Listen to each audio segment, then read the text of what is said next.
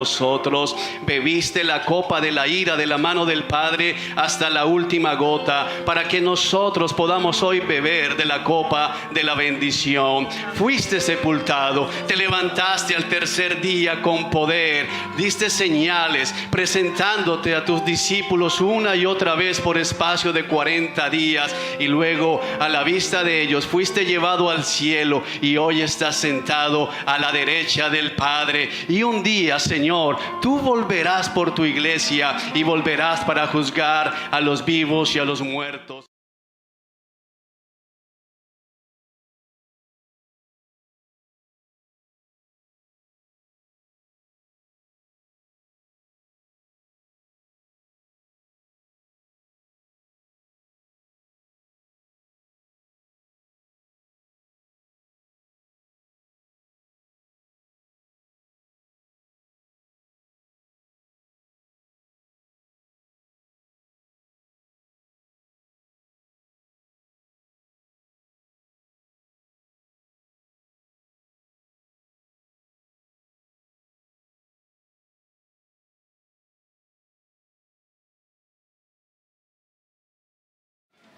Bendito sea Dios.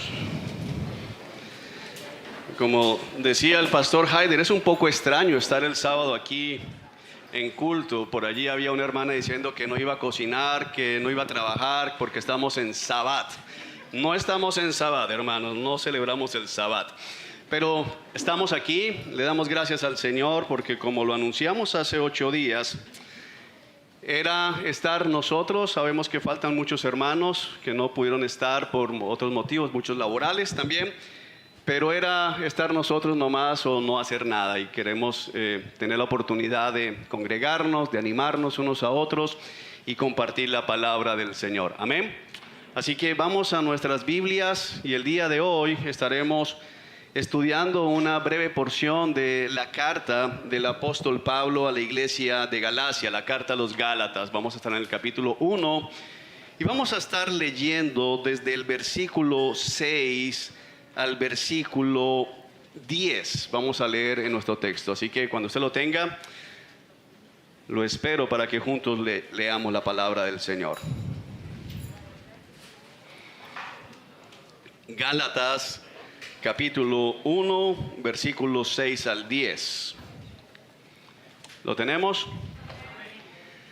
Si usted lo tiene y no hay nada que le impida estar de pie, no por respeto al predicador, sino porque estamos frente a la palabra del Dios viviente, nos vamos a poner sobre nuestros pies y juntos vamos a leer. Dice así la Escritura: estoy horrorizado de que ustedes estén apartándose tan pronto de Dios, quien los llamó a sí mismo por medio de la amorosa misericordia de Cristo. Están siguiendo un evangelio diferente, que aparenta ser la buena noticia, pero no lo es en absoluto. Están siendo engañados por los que a propósito distorsionan la verdad acerca de Cristo. Si alguien, ya sea nosotros o incluso un ángel del cielo, les predica otra buena noticia diferente de la que nosotros les hemos predicado, que le caiga la maldición de Dios.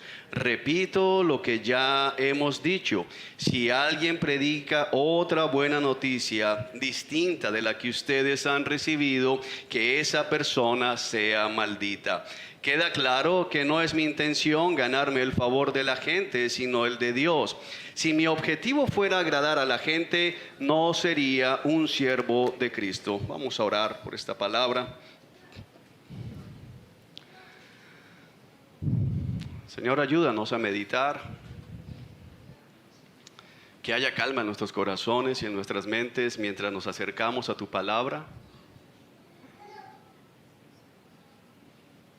Gracias por el privilegio de poder haber llegado esta mañana a este lugar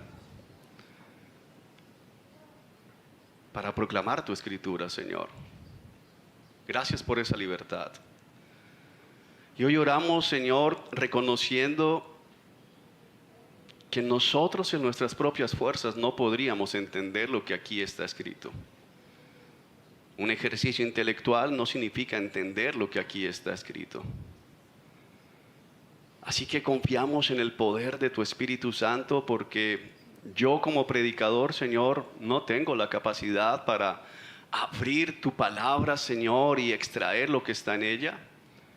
Mis hermanos por sí solos tampoco tienen la capacidad para entenderla, pero confiamos en tu Espíritu Santo, creemos en tu Espíritu Santo, y por eso, Espíritu Santo, en el nombre de Jesús te pedimos que abras los oídos, que abras las mentes, que abras los ojos, que prepares los corazones para que la palabra sea sembrada y fructifique.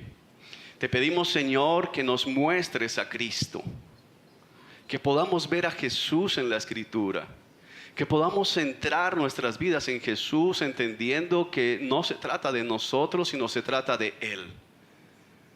Señor, aquellos que en este lugar, en la mañana de hoy, todavía no son tus hijos, hoy te pedimos que salves, que ellos puedan cantar como acabamos de entonar: nos adoptaste, Señor, como tus hijos, porque tu palabra dice que antes éramos hijos de ira, pero ahora, Señor, por tu gracia y misericordia, somos hijos tuyos. Así que hoy te pedimos por salvación para la gloria de Jesús. Y te pedimos que aquellos que ya somos salvos, podamos crecer y podamos entender las verdades que aquí están, para que el Evangelio siga avanzando, para que la iglesia se fortalezca, para que brillemos con intensidad en un mundo de tinieblas. Ayúdame, Señor, para ser fiel a la Escritura, para no quitar y para no poner, sino que pueda escuchar la palabra de aprobación que está escrita. Un siervo que no tiene de a qué avergonzarse, porque traza la palabra con rectitud. Un obrero aprobado. A ti sea la gloria. Amén. Y amén. Podemos sentarnos, hermanos.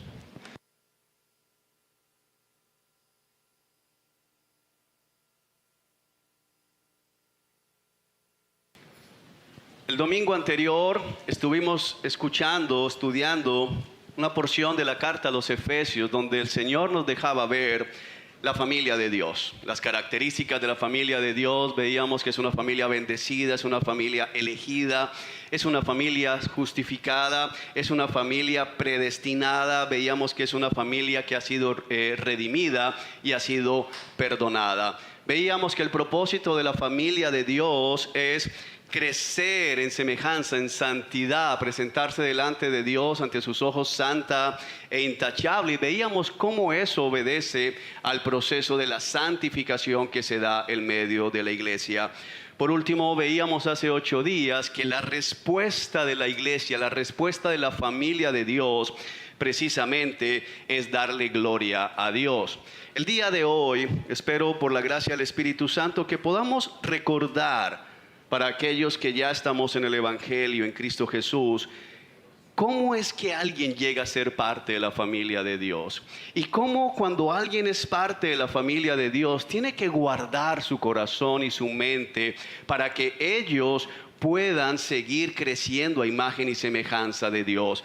Creo que uno de los errores más grandes que tenemos en el cristianismo actual, en muchas iglesias, y aquí lo tuvimos en algún momento, por gracia de Dios lo entendimos, es que pensábamos que el Evangelio era para los que llegaban por primera vez a la iglesia. Muchos crecimos en iglesias donde el Evangelio es para los nuevos. El Evangelio es para el invitado, pero los que ya llevamos un tiempo no necesitamos escuchar el Evangelio. Bueno, la carta a los Gálatas, junto con todas las epístolas paulinas, las petrinas, las juaninas y todo el Nuevo Testamento, nos recuerdan que el Evangelio es el mensaje que la iglesia debe proclamar, debe escuchar, debe estudiar, debe meditar, debe atesorar y debe vivir todo el tiempo que nos reste sobre la faz de la tierra. Y cuando no tenemos claro eso, nos vamos a encontrar en el peligro en que se encuentra, o se encontraba más bien, para ser exactos, la iglesia o las iglesias de Galacia, porque no hay una ciudad llamada Galacia, es una región que se encontraba en Asia Menor. Fue la región donde el apóstol Pablo inició su primer viaje misionero. Las primeras iglesias que Pablo plantó son estas iglesias a las que está dirigida la carta. Por eso, si usted le presta atención a lo que leímos o la introducción, va a decir a las iglesias en Galacia, porque son varias iglesias que están en esta región. Estas iglesias se encontraban en un gran peligro porque falsos maestros habían llegado a estas iglesias tratando de convencer a la gente de que el evangelio no era suficiente, diciéndoles que para ser salvos y llegar al cielo, las personas debían confiar en Jesús, pero también debían seguir la ley mosaica. Debían confiar en Cristo, pero al mismo tiempo debían someter su carne a todos los requerimientos de la ley judía. Y de esa manera estaban invalidando la obra perfecta de Cristo en la cruz. Tal vez nosotros en la mañana de hoy podamos pensar, bueno, aquí no tenemos problema. Yo rara vez escucho a una iglesia llamando a la circuncisión, que es lo primero que estos hombres, esos falsos maestros estaban haciendo en estas iglesias. Pero como espero por la gracia de Dios poder mostrar, hay un peligro latente, inminente en medio de la iglesia cristiana, el peligro de los falsos maestros. Por eso nuestro mensaje está enfocado en un solo evangelio. Hay un solo evangelio. Y es algo que tenemos que decimos, sí, yo sé. Pero muchas veces actuamos, respondemos, hablamos y vivimos como si eso no fuese verdad. Nos da lo mismo a veces cuando escuchamos a alguien hablando del evangelio o proclamando un evangelio que no es exactamente el evangelio que la Biblia anuncia.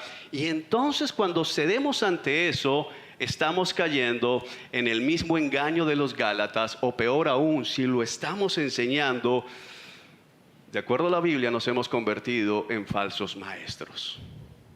Así que creo que es un tema, hermanos, que debemos prestarle muchísima atención. Quiero volver a leer el texto para ustedes. Dice, estoy horrorizado. Pablo está escribiendo esta carta a la iglesia y vamos a ver este texto en 3 partes. Por eso leo este versículo 6. Estoy horrorizado. La palabra horrorizado o maravillado, como lo tenemos en Biblia Las Américas, Reina Valera, hace referencia a algo que causa un asombro, pero este asombro, usualmente esta palabra, no es el asombro de wow, Dios, qué maravillosa mañana la que hiciste hoy, o qué hermoso atardecer, wow, Dios, la inmensidad del mar, sino es wow de terror, es de no puedo creer lo que estoy viendo.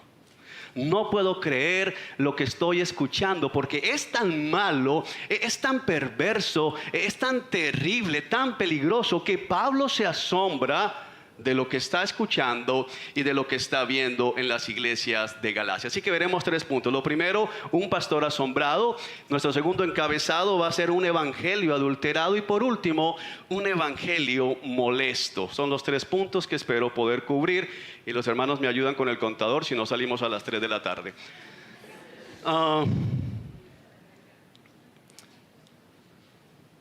Quiero hacer algo por salvedad para todos los que estamos aquí, los hermanos que tal vez vean después el mensaje. Al hablar de los falsos maestros, no quiero hablar y sonar como aquel que siempre ha estado predicando el verdadero evangelio, sino como aquel que fue pastor y por varios años en esta iglesia predicamos un evangelio adulterado. Fue hace más o menos 8 años que por la gracia de Dios entendimos el verdadero evangelio y un giro comenzó a darse en esta congregación para predicar la verdad. Pero por más o menos 3 años, contando el tiempo de pastorado acá, 2 años en el interludio de la iglesia de la que salí y yo 2 años como pastor de jóvenes en otra congregación, estuve predicando un evangelio adulterado. Entonces no quiero sonar como aquel que juzga, sino como aquel que ha recibido la gracia de Dios y ha sido corregido, y su anhelo es el de que todos podamos ver que el verdadero evangelio es el que está en la escritura y no el que nos quieren predicar muchas veces. No es el que está en nuestros corazones, como decimos, pero es que yo en mi corazón siento, es que yo no creo que Dios sea así, es que a mí no me parece. Nosotros tenemos que confiar en una sola palabra, y es la palabra que está en este libro. Amén. Es que yo tuve un sueño. ¿Qué dice este libro? Es que yo tuve una revelación. ¿Qué dice este libro? Amén. Ok, con eso en mente, creo que podemos adentrarnos. Un pastor asombrado. Pablo en el versículo 6 dice: estoy horrorizado de que ustedes estén apartándose tan pronto de Dios, quien los llamó a sí mismo por medio de la amorosa misericordia de Cristo, o por la gracia de Cristo. La palabra en griego es gracia, habla de este regalo, este obsequio que alguien no se ha ganado.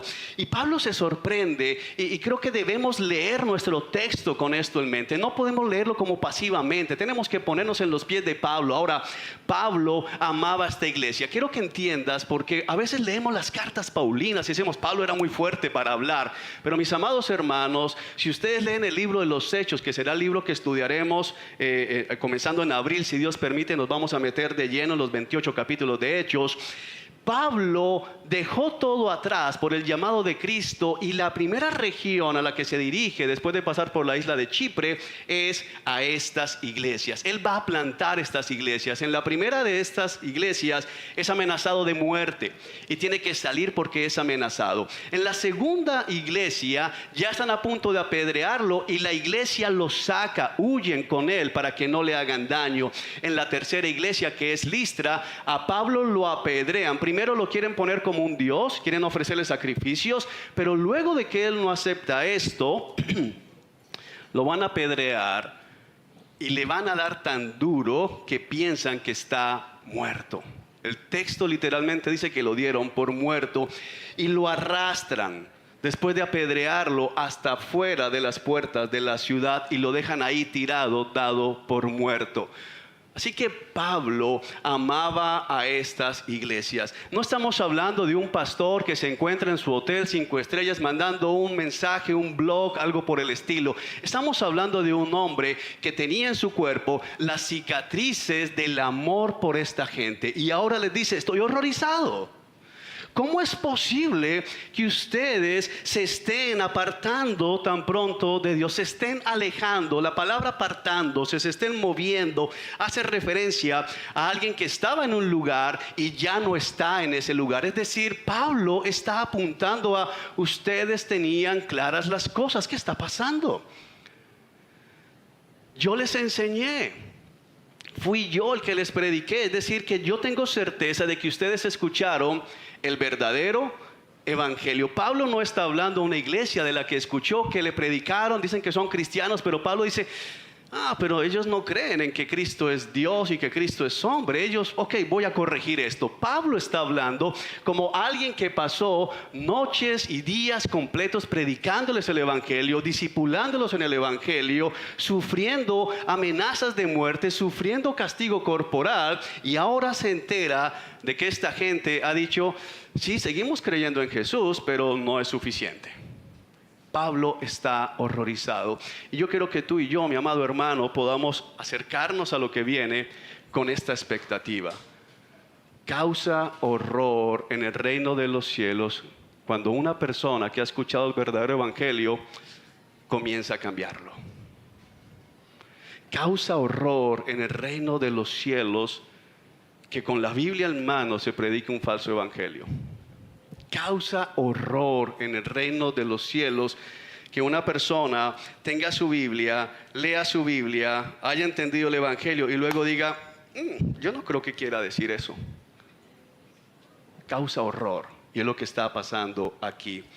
Y Pablo dice algo, y ese evangelio en sí mismo dice: se estén apartando tan pronto de Dios, quien los llamó a sí mismo por medio de la amorosa misericordia de Cristo. Creo que hay algo importante. Pablo no está haciendo proselitismo religioso. Usualmente yo escucho cuando alguien enseña la verdad y dice: bueno, tú quieres ganar gente para tu iglesia, y puede que en muchos casos sea verdad. El punto de Pablo es que Pablo dice: están apartándose tan pronto de mí, quien les predicó, quien los llamó. ¿Qué está diciendo Pablo? ¿Qué dice su Biblia, hermano? ¿De quién se están apartando los Gálatas? De Dios. ¿Y quién fue el que llamó a los Gálatas? ¿Y cómo llamó Dios a los Gálatas? Por medio de la amorosa misericordia, o por medio de la amorosa gracia de Dios. Pablo, él no se ve a sí mismo como: mira, están afectando mi reputación. Yo hablando con los apóstoles allá en Jerusalén, de las iglesias de Galacia, y me entero que ustedes ahora hacen esto, me están haciendo quedar mal. No, Pablo ama tanto a Cristo que a él no le importa su nombre. Pablo lo que está diciendo es, no puedo creer que se estén apartando de Dios, porque el punto es que cuando tú sigues un falso evangelio, no te apartas del pastor o del hermano que te discipuló, te estás apartando de Dios, quien fue que te llamó y te llamó a través de la amorosa misericordia, la gracia de Cristo Jesús. No es poca cosa, porque la amorosa misericordia de Cristo, acabamos de cantar de ella, Él tomó nuestra cruz, Él tomó nuestro lugar, el Padre le castigó en lugar nuestro. Esa es la amorosa misericordia de Cristo, esa es la amorosa gracia de Dios. ¿Cómo es posible que después de esto estén comenzando a seguir un evangelio adulterado? Esa es la pregunta de Pablo. Él no está pensando en sí mismo. Y eso nos ayuda a revisar nuestros motivos cuando nos acercamos a alguien que está desviándose del camino o que está siguiendo un falso evangelio. ¿Cuál es el motivo? ¿Quiero generar likes para mi perfil o quiero apuntarlos a Cristo Jesús? Importante. Segundo punto, segundo encabezado, un evangelio adulterado. Lo que Pablo dice a continuación es tremendo. Yo quiero que miremos final del versículo 6 y avancemos. ¿Qué dice Pablo? Están siguiendo un evangelio ¿qué? Diferente. La palabra diferente en griego significa uno que no es igual. Y eso suena muy básico, pero es importante porque Pablo está diciendo un evangelio diferente. Tal vez recuerdas, lo hemos estudiado cuando decimos, Jesús dijo, el Padre les enviará otro consolador. La palabra en griego es ayo, es decir, otro, pero de la misma clase. Aquí el griego es una palabra como si fuese un antónimo. Es completamente diferente. ¿Y por qué esto es importante? Porque Pablo está enfatizando que están siguiendo un evangelio completamente distinto al original, es decir, es falsificado. No es como que es el mismo evangelio que tú enseñas, Pablo, pero tiene unos matices allí, es de la misma clase. No es como que Jesús y el Espíritu Santo, dos de la misma clase, dos personas distintas, pero son lo mismo. No es diciendo, esa es tu manera de ver el evangelio. Yo veo el evangelio así, pero finalmente es el evangelio. Ayer hablaba con alguien que me decía, tú sabes que en todas las iglesias se predica la misma palabra. Bueno, no. Yo creía eso. Por mucho tiempo, en el interino de esos 2 años que les hablé, entre que salí de esta iglesia donde era líder de jóvenes, pastor de jóvenes, y llegué a pastorear esta iglesia, nos dedicamos a ir a los parques, a evangelizar junto con mi esposa y un grupo de jóvenes, y le decíamos a los jóvenes, no importa, ve a cualquier iglesia, lo importante es que vayas a una iglesia cristiana, ve a una iglesia. Hoy yo entiendo, por la gracia de Dios, que no se predica la misma palabra. Y es algo que tenemos que entender. Está bien ir a cualquier iglesia siempre y cuando esa iglesia esté predicando el evangelio de Cristo. ¿Lo estamos viendo, hermanos? Un evangelio diferente, falso, adulterado. Pero dice algo fuerte aquí el texto. ¿Qué dice ahí su Biblia, hermano? Un evangelio diferente, pero ¿qué dice ahí también? Que aparenta ser la buena noticia. La buena noticia significa que aparenta ser el evangelio. Permítanme aquí tratar de ilustrar. Si una de estas tiene arsénico, ¿usted cuál dice que es? Si una es agua salada y la otra es dulce, ¿usted cuál dice que es cuál? ¿Qué aparentan las dos? Ser exactamente iguales. Lo que Pablo está diciendo aquí es exactamente esto. Se ven igual, se escuchan igual, tienen muchas similitudes, pero no son iguales en absoluto. De hecho, en la Biblia de las Américas, Pablo dice, versículo 6 dice, para seguir un evangelio diferente que en realidad no es otro evangelio. Es decir, ni siquiera podemos hablar de que sea una buena noticia, y es más fuerte allí. Aparenta ser el verdadero evangelio, pero la palabra evangelio, como lo tenemos aquí en la NTV, es una buena noticia. Y Pablo dice, ni siquiera es una buena noticia. ¿Por qué? Porque cuando lo sigue una persona, a ese mensaje termina en el infierno. Y entonces no es una buena noticia. La buena noticia, el evangelio, ¿por qué es una buena noticia? Porque nos salva. Nos rescata. Este mensaje, si lo creemos, nos rescata de este mundo de condenación. Pero cuando alguien sigue ese falso evangelio, esa falsa enseñanza, este evangelio adulterado, ya no es una buena noticia, porque todo aquel que cree en ese evangelio está caminando hacia la condenación. O en el mejor de los casos, el día que se presente delante de Cristo va a rendir cuentas fuertes. Yo sé que yo voy a rendir cuentas por los años en que enseñé algo diferente. No estoy condenado. De hecho, quiero ser más claro, porque tal vez alguien aquí diga, o sea que yo no he nacido de nuevo. No, yo te puedo asegurar, yo ya había nacido de nuevo. Pero voy a rendir cuentas por cada sermón titulado ni chicha ni limonada y una cantidad de cosas que aquí predicaba. Por ahí las pasadas alguien me mandó una, y yo, ay Dios mío, perdóname por eso. Las 3 papas, y ay, colita para, hay uno que se llama así, colita para. Yo voy a rendir cuentas por eso. Y por eso quiero que entiendas que no se trata de condena, sino se trata de, hermanos, no es una buena noticia, porque el punto es, si alguien escuchó ese evangelio y cree que esa es la manera de ser salvo, hoy está condenado.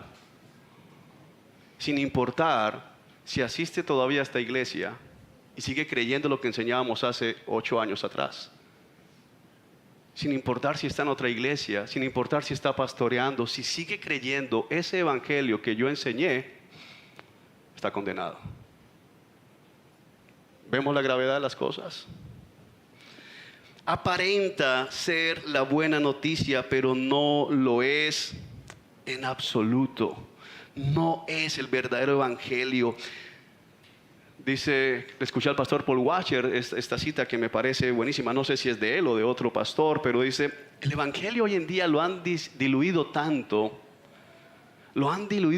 para agradar al mundo, lo han diluido tanto para llenar las iglesias, de las bancas, de mucha gente, para hacerse aceptables a la sociedad, que si fuese un veneno, no mataría a nadie. Y si lo miramos como un remedio, no curaría a nadie. Está demasiado diluido. Tenemos que entender la importancia de recuperar y anunciar y proclamar y vivir el verdadero evangelio. Amén. Es lo que Pablo está diciendo acá. Ahora, ¿por qué Pablo dice que este evangelio está adulterado? ¿A qué se está refiriendo Pablo? Entonces quiero que miremos el encabezado. Recuerden que siempre que leemos la escritura, siempre que vemos un texto, el contexto es el rey. Es decir, el contexto nos dice de qué está hablando Pablo. Y vamos al contexto, versículo 1. Pablo da un encabezado a estos 5 versículos que estudiamos. Les escribo yo, el apóstol Pablo, no fui nombrado apóstol por ningún grupo de personas ni por ninguna autoridad humana, sino por Jesucristo mismo y por Dios Padre, quien levantó a Jesús de los muertos. Todos los hermanos de este lugar se unen a mí para enviar esta carta que escribo a las iglesias de Galacia. Que Dios nuestro Padre y el Señor Jesucristo les concedan gracia y paz. Tal como Dios nuestro Padre lo planeó, Jesús entregó su vida por nuestros pecados para rescatarnos de este mundo de maldad en el que vivimos. A Dios sea toda la gloria por siempre y para siempre. Amén. Pablo va a enfatizar algo que nos permite a nosotros entender cómo identifico un falso evangelio. Y la primera manera de identificar un falso evangelio es porque no contiene fidelidad en los elementos distintivos del evangelio. Cuando hablamos de los elementos distintivos del evangelio, estamos hablando del componente del mensaje, de las implicaciones del mensaje, de las demandas del mensaje y de las promesas del mensaje. Quiero repetir esto.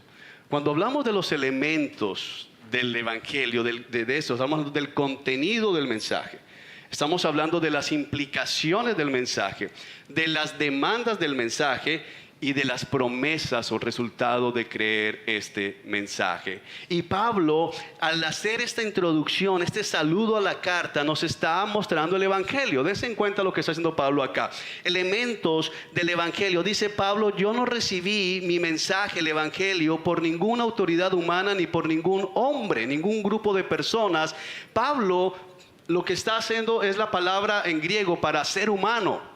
Lo pone en plural y lo pone en singular. Dice: mi mensaje no me lo dio ningún ser humano. ¿Qué está diciendo? Este es un mensaje de origen divino. Es un mensaje de origen celestial. Pero mira cómo Pablo escribe. Dice: no lo recibí por ningún ser humano, sino por Jesucristo mismo. ¿Qué está diciendo Pablo de Jesús allí?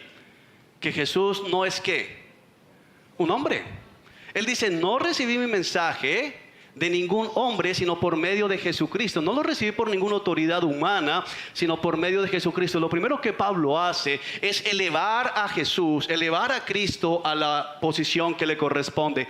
Él es el Dios Todopoderoso. Pero mira con qué facilidad Pablo dice: y por Dios Padre, quien levantó a Jesús de los muertos. Y entonces, ¿qué está diciendo Pablo de Jesús en este momento? Que Jesús es hombre. Y ahí es donde volvemos a esos temas bíblicos que dicen: pero ¿Dios o es hombre? Y la respuesta en la escritura es clara.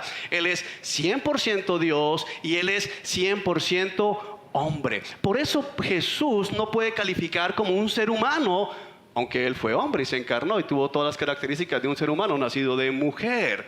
Job en su libro dice que nadie nacido de mujer puede ser puro. Sin embargo, vemos a Cristo nacido de mujer, pero por el poder del Espíritu Santo, y Él es puro.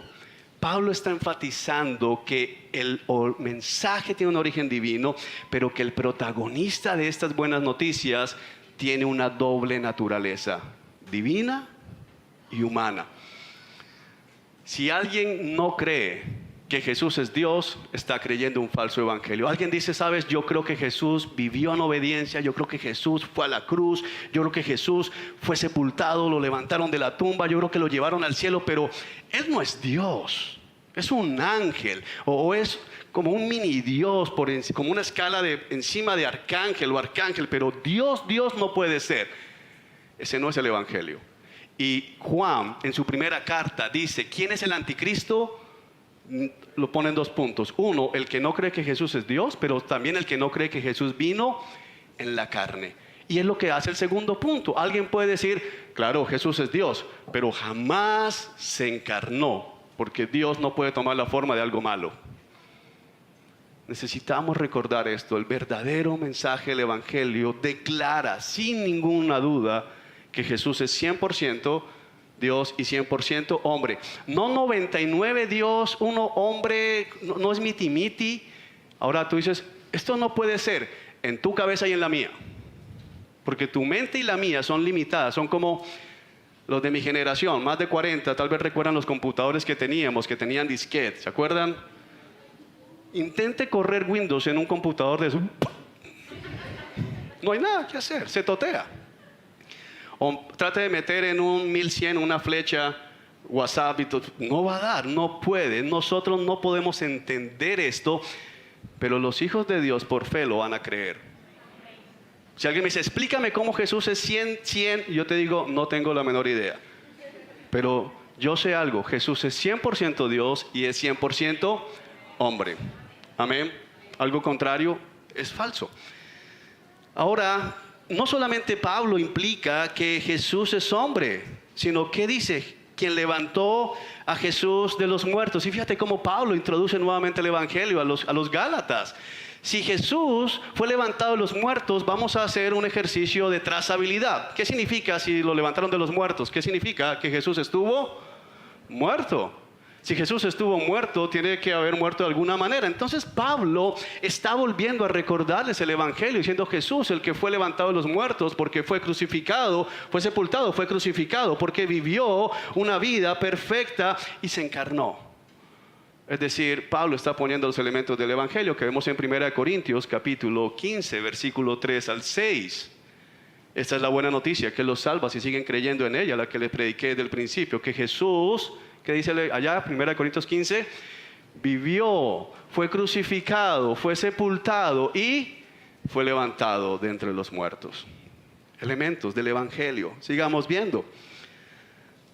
Dice: todos los hermanos de este lugar se unen a mí para enviar esta carta que escribo a las iglesias de Galacia. La palabra hermanos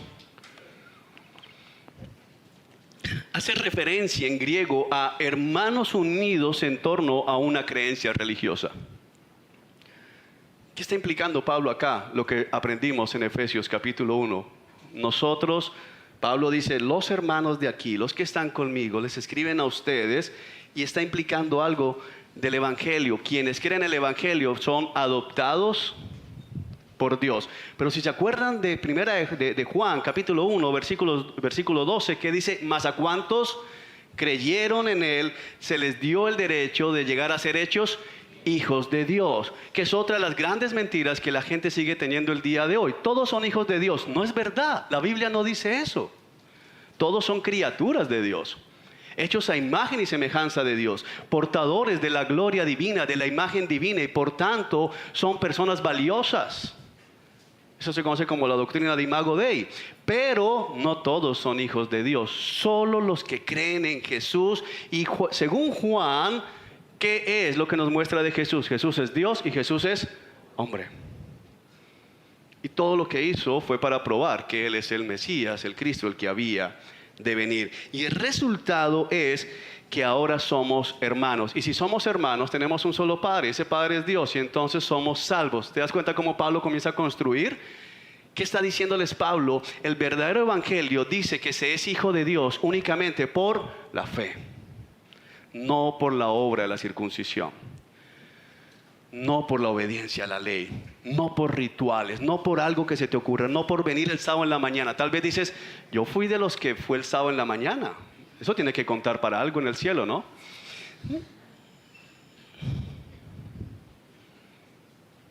No salvos porque hacemos devocional, no salvos porque ofrendamos, no salvos porque yo sirvo en 4 ministerios y tú en cuántos. No salvo por eso. Ahora, si tú no estás sirviendo, revísate, lo hemos hablado. Pero Pablo vuelve a enfatizar esto. Luego dice, versículo 3, que Dios nuestro Padre y el Señor Jesucristo. Entonces fíjate cómo al hermano, si vuelve a arropar aquí la idea del Padre, y el Señor Jesucristo les concedan gracia y paz. Y aquí tenemos otro elemento del Evangelio que no nos gusta muchas veces aceptar en nuestra vida. Dice Pablo, Dios nuestro Padre y el Señor Jesucristo que se dio. La palabra que tenemos nosotros aquí como Señor es Kyrio o Kurios, y eso significa amo. Entonces quiero que leamos en griego, no voy a decir griego, pero vamos a traducir así el griego. Entonces lo que está diciendo Pablo es algo así como que Dios nuestro Padre, porque aquí es Patros, es el Padre nuestro, y el amo Jesucristo. Y aquí es donde muchos dicen: ya vengo, no me llames, yo te llamo. Porque cuando a la gente se le dice que Cristo es el Salvador, muchos dicen: ¡qué bien! Dios te ama, maravilloso. Yo también quiero amar a Dios. Yo también, me parece Dios bonito, ¿sabes? Mucha gente dice eso, pero cuando le dices es tu amo, porque la palabra, hermanos, nosotros tenemos que entender algo. Nuestras traducciones, casi todas las ocasiones donde ustedes tenían griego Kyrios o Kurios, que significa amo, fue cambiado por Señor o por Maestro debido a la relación que se tenía con la esclavitud de negros africanos. Pero no quita lo que está diciendo el texto. Lo que está implicando Pablo es que Dios nuestro Padre y el amo Jesucristo, y eso significa que un elemento del Evangelio, una implicación del Evangelio es: si tú en verdad eres discípulo de Cristo, tú vas a seguir a Cristo. Acompáñame rápidamente a Mateo capítulo 7, versículo 21. Mateo 7, 21.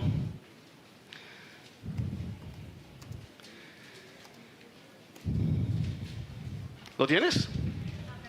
Mira lo que dice el apóstol Pablo, lo que dice Mateo, relatando de lo que Jesús estaba enseñando. Jesús dijo: no todo el que me llama, no todo el que me dice, no todo el que se refiere a mí como que Señor, Señor, amo, amo, entrará en el reino del cielo. Solo entrarán aquellos que verdaderamente hacen la voluntad de mi Padre que está en el cielo. En el día del juicio muchos me dirán: Señor, Señor, profetizamos en tu nombre, expulsamos demonios en tu nombre, hicimos muchos milagros en tu nombre. Pero yo les responderé: nunca, jamás los conocí. Aléjense de mí, ustedes que violan las leyes de Dios. O como dice otra versión: apartados de mí, los que practican la iniquidad, malditos, apartados para el juicio. ¡Wow!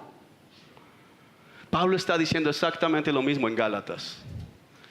Que Dios nuestro Padre y el amo Jesucristo, es decir, que una de las implicaciones del Evangelio, un elemento que sacan del Evangelio, es la implicación de Jesús es el amo. Ahora quiero que pensemos un poco, porque podemos estar juzgando a los Gálatas. ¿Qué tanto nos agrada esto de que Jesús es el amo de nuestras vidas? Porque eso implica que Jesús es el amo de tus finanzas. Jesús es, y hay gente que dice: yo cumplo con dar a la iglesia, de ahí para allá yo manejo. Bueno, la Biblia no dice eso. Lo que dice la Biblia es que todas tus finanzas le pertenecen al Señor. O sea, Juan, que tengo que traer todo aquí. No, la Biblia no dice eso. La Biblia lo que dice es que todas tus finanzas le pertenecen al Señor. Es decir, que después de que yo aporto en la iglesia lo que me he comprometido por la gracia de Dios a hacer, lo que hago con el resto tiene que ser hecho de acuerdo a la voluntad de Dios. Yo no puedo dar aquí en la iglesia y luego ir a comerme todo el sueldo en buñuelos. Yo lo hacía. Tuve muchos problemas por eso. Y yo decía: pero yo no estoy tomando, yo no me estoy emborrachando, yo no estoy con mujeres.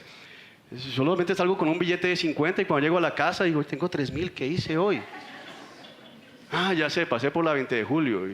Y de bajada pasé por la 20 de julio. Y de subida me desvié para llegar a la 20 de julio. Y nunca iba solo. Y es feo comer solo. Entonces, otro buñuelo para ti. Me sobró pan y malta. Medio y medio, otro buñuelo y se fue la plata.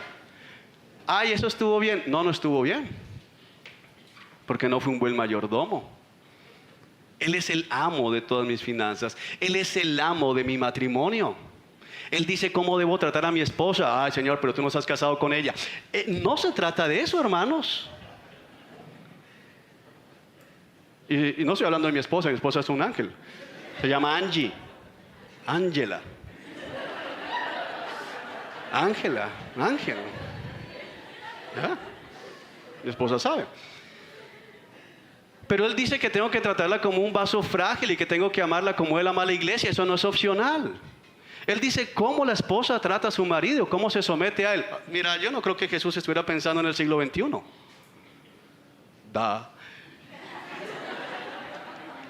Estamos diciendo que la palabra se quedó en el siglo I. Ahora, ¿está diciendo Jesús que entonces la esposa es esclava del esposo? No.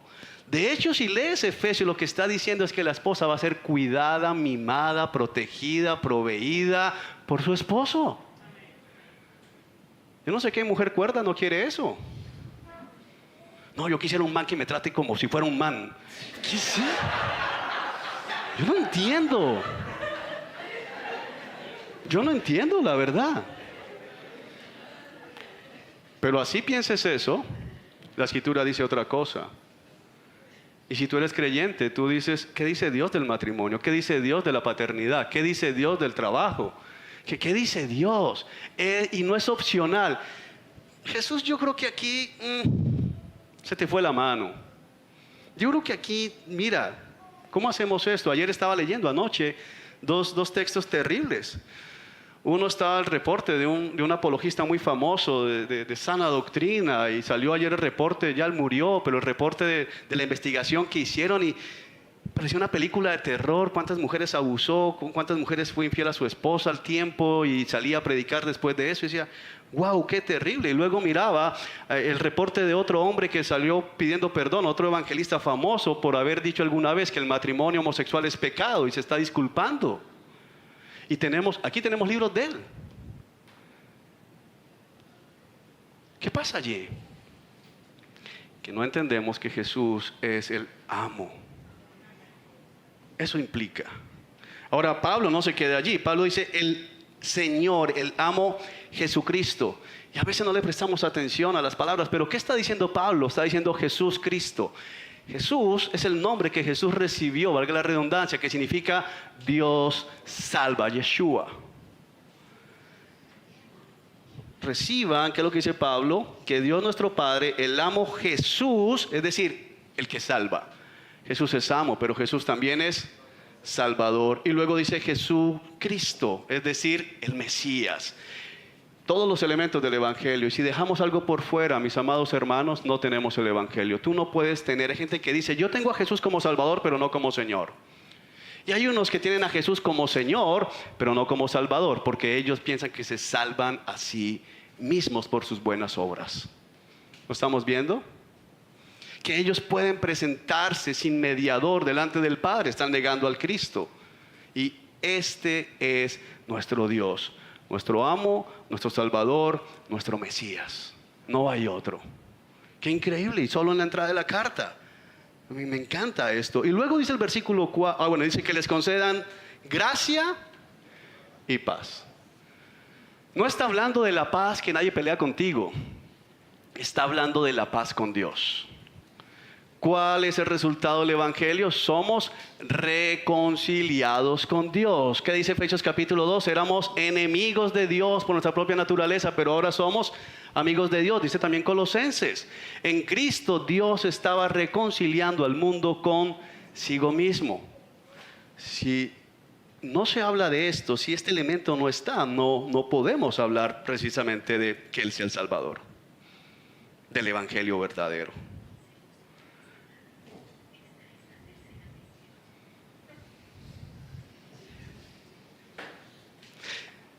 Tal como Dios, nuestro Padre, lo planeó.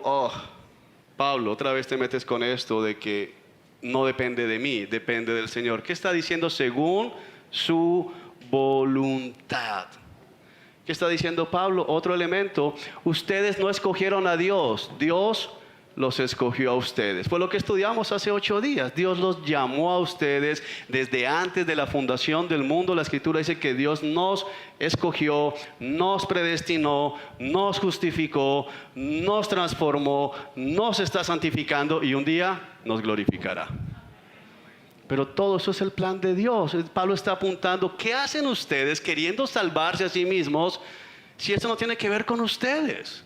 Esto tiene que ver con el plan soberano de Dios. Y mira lo que continúa diciendo el versículo 4.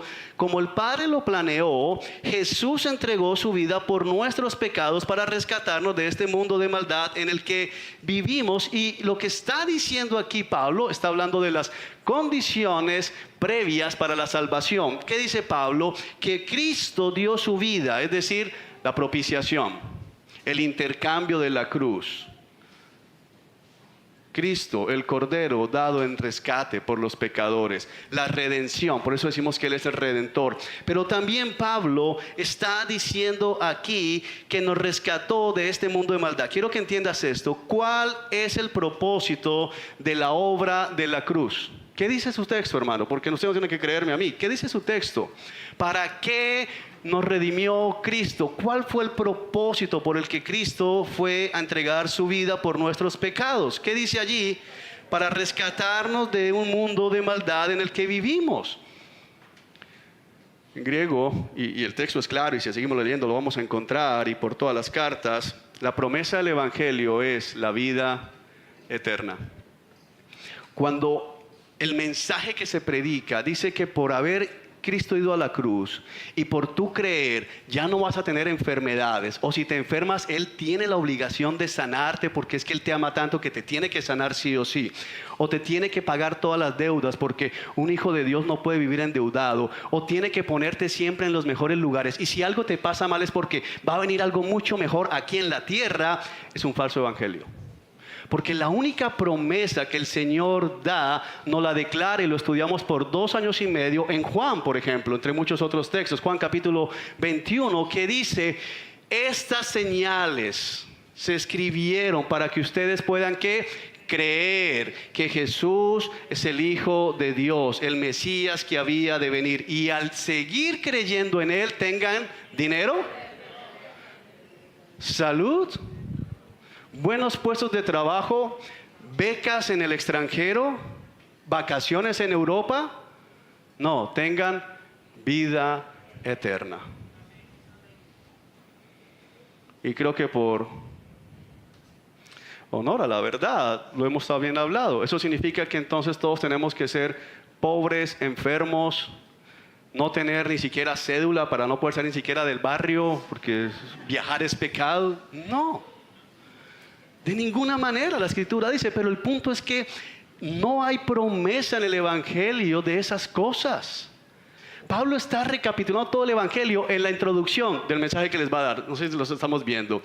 Pero al mismo tiempo, para poder tener esto, dice, entregó su vida por nuestros pecados. Hay una implicación aquí, una condición previa, y es que nadie puede llegar a ser hijo de Dios si no reconoce sus pecados. ¿Cómo yo puedo decir, gracias Jesús por ir a la cruz por mí, si yo pienso que yo soy bueno, o que yo era bueno? Yo pensaba que yo era bueno antes de que el Señor me salvara. De hecho, yo pensaba que era bueno, muy bueno, porque yo andaba con papitas fritas en el carro de paquete y regalaba, porque compraba mercados básicos y regalaba. Yo buscaba en los semáforos, hoy es el día de hacer la buena obra, porque llamaba a saludar a la casa, porque cuando me emborrachaba no peleaba. O sea, yo no soy como esos sí pelean, yo no. Yo soy un borracho feliz.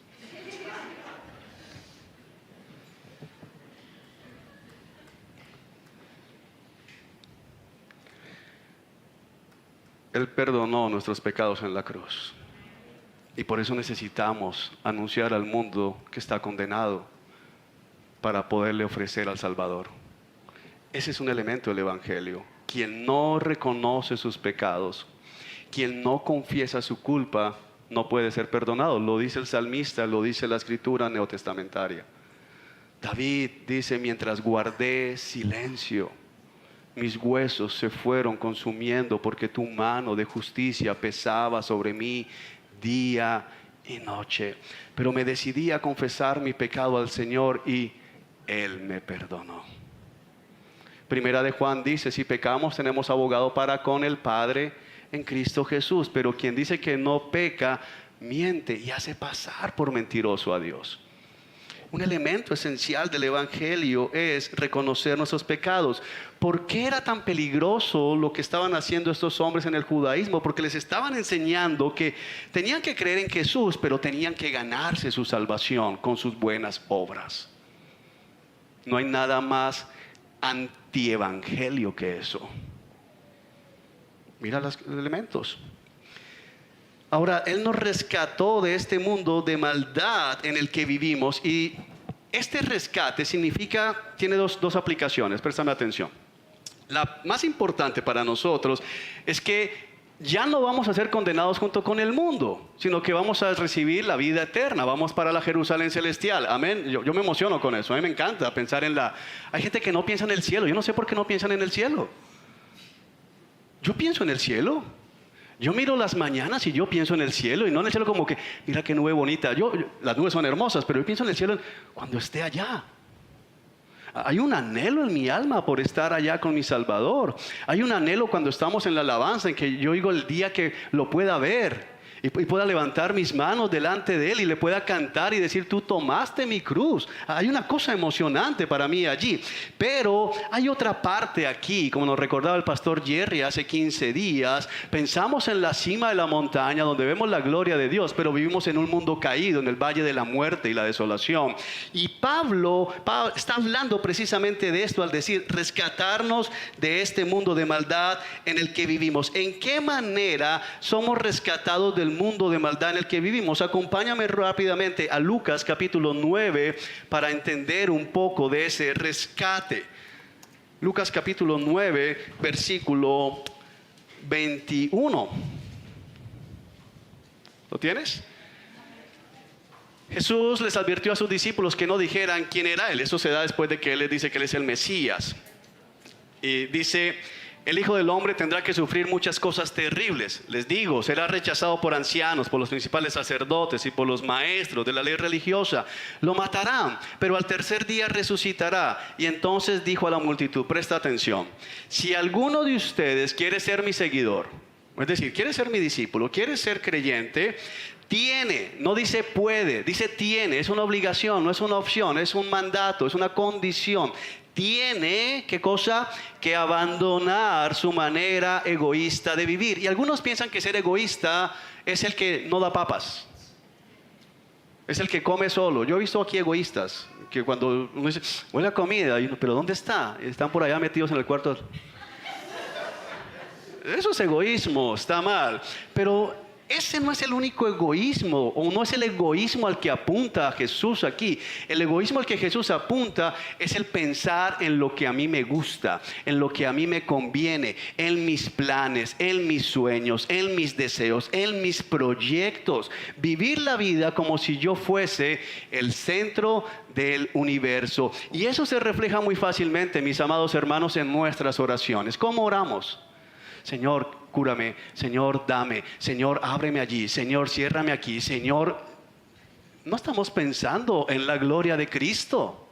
No estamos pensando en el avance del Evangelio. No estamos pensando en la Jerusalén celestial. Y pocas veces uno escucha oración del Señor, santifícame. Hazme más como Cristo. ¿Sabes por qué? Porque sabemos que si pedimos eso, el proceso de hacernos más como Cristo es doloroso. Y no queremos sufrir. Por eso Jesús sigue diciendo allí en Lucas 9:23. Tomar su cruz cada día. O sea, mira cómo Jesús va aumentando eso. ¿Quieres ser mi discípulo? ¿Quieres en verdad ser rescatado de este mundo de maldad? Bueno, ¿cómo te rescato? Al ponerte una cruz, que te niegues a ti mismo y lo sigas. ¿Y a dónde iba caminando Cristo? Al Calvario. Jesús nos rescata de este mundo de maldad al santificarnos. Y hay una condición: dejar nuestra manera egoísta de vivir, tomar nuestra cruz. Hay gente que dice, ya Cristo fue a la cruz, ya no tenemos por qué sufrir. No tenemos por qué sufrir la ira de Dios. Pero como lo hemos estudiado muchas veces, digo verdad y no miento, que todo el que quiera vivir una vida de devoción a Dios sufrirá persecuciones. A ustedes se les ha dado el privilegio no solamente de conocer a Cristo, sino de sufrir. El privilegio es un sufrimiento. No, el sufrimiento es un privilegio y nadie dijo nada, mira tú. No queremos eso. Y por último, dice el versículo 5, a Dios sea toda la gloria por siempre y para siempre. Amén. ¿Quién recibe la gloria cuando una persona vive cumpliendo rituales, negándose, no como Cristo dice, sino diciendo, no voy a comer cerdo para sentirme más santo, pero tiene la barriga así inflada de comer todo lo demás? ¿Quién recibe la gloria? El Evangelio tiene un solo propósito. La palabra aquí es doxa. En griego, doxa es la gloria divina. Toda la gloria es para Dios. Aquel que ha dicho, yo soy el Señor y no comparto con otros mi gloria. Esos son los elementos del Evangelio. Y cualquier cosa que se salga de esto es un Evangelio falso. Y tú y yo debemos revisar. No lo que se predicó, aquí se predica, tienes que revisarlo, pero tú puedes estar en una iglesia como esta, escuchando la verdad y sin embargo no creyéndola en realidad. ¿Están estos elementos en el evangelio que tú crees? Porque si no están, tú estás creyendo un evangelio diferente, falso, adulterado, un evangelio que no produce vida eterna. Ese es el punto de cómo nos aplica a nosotros. Ahora, hay unas advertencias. Mira lo que dice el versículo 8. Si alguien... bueno, permíteme devolver un poquito, porque el 7 da responsabilidad. Están siendo engañados por los que a propósito distorsionan la verdad acerca de Cristo. Lo que está diciendo aquí Pablo es que los falsos maestros no eran inocentes. Los falsos maestros tenían un propósito. A propósito, de hecho la palabra como se traduce original es pervierten. Están pervirtiendo la verdad acerca de Cristo, transformándola en algo completamente contrario a lo que originalmente estaba intencionado en ser. El punto es que a veces el falso maestro en mi vida soy yo.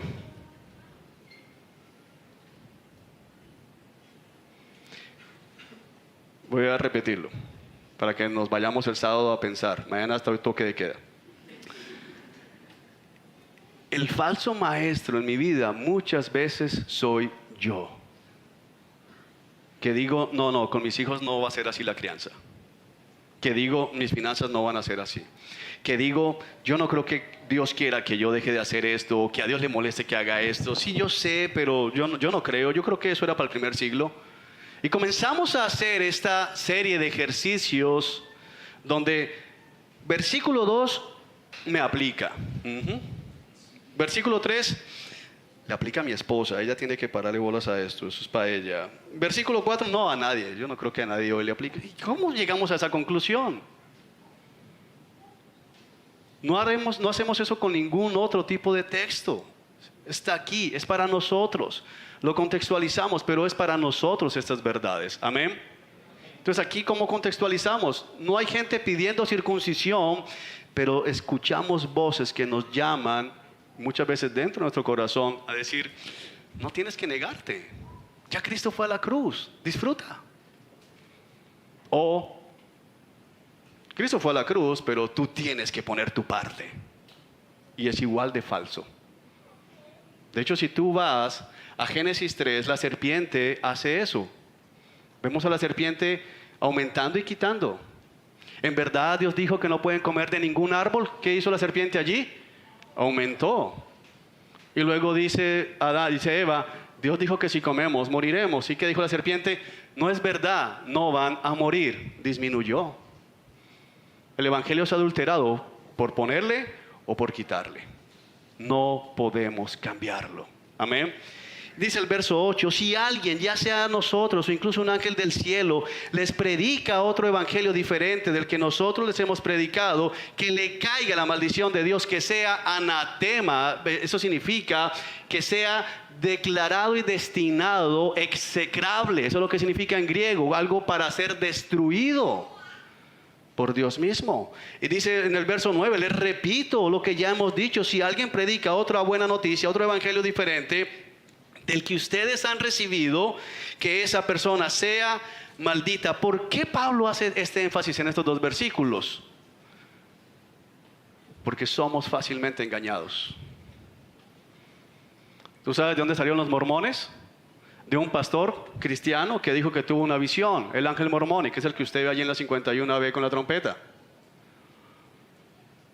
Si un ángel del cielo, ahorita en medio de nuestra asamblea, ¡pum!, aparece un ángel aquí, brillando en gloria, y nos dice, Juan, estás equivocado, hagan lo que quieran, Cristo ya pagó, vaya, gócense, unos con otros, mujeres con mujeres, hombres con hombres, lo que quieran.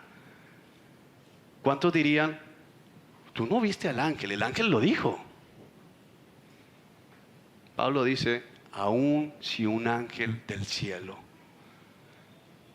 Y alguien dice, ¿cuánta gente y cuántas veces tú tal vez te has movido porque alguien dijo que tuvo un sueño? Y ya no crees entonces el evangelio. Te levantaste con un sentir. ¿Alguna vez has tenido un sentir? Hermano, tengo un sentir allí de que tal vez estoy sometiéndome mucho a mi esposo, hermana. Tengo un sentir allí. Hermano, no sé, hoy tengo algo en el corazón que me dice que estoy amando mucho a mi esposa, que voy a bajarle, menos amor. No te muevas por sentires,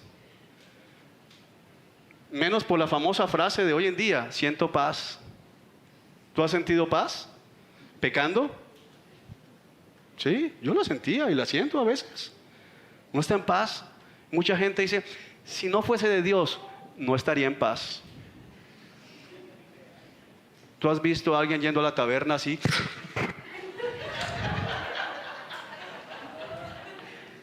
Nunca se me acercó un mesero, una mesera así, ¿por qué está tan angustiado aquí pidiendo esa copa de licor? No, no sé, yo tenía paz. Tenemos paz mientras pecamos. Si un ángel del cielo, y Pablo hipotéticamente dice esto, o uno de nosotros, ¿sabes qué dice Pablo? Si yo mismo les mando una carta diciendo que estaba equivocado, que yo sea maldito. Tremendo. Ahora pasamos a nuestro último punto, y eso nos deja ver, eso fue serio.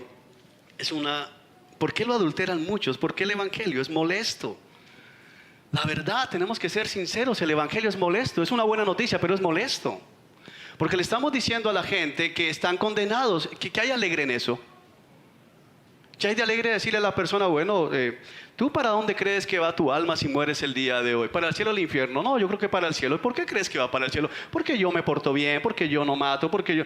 Bueno, y le cuentas que él no, y le llevas a decir, bueno, mira la ley de Dios, mira lo que dice el Señor, tú estás realmente condenado. Eso no es agradable. Decirle a alguien que si muere el día de hoy se va para el infierno, que Dios lo va a juzgar, lo va a destruir en el juicio eterno, no es agradable, es molesto. Vivir a la manera que la Escritura dice para nosotros es molesto porque nuestra carne quiere otra cosa.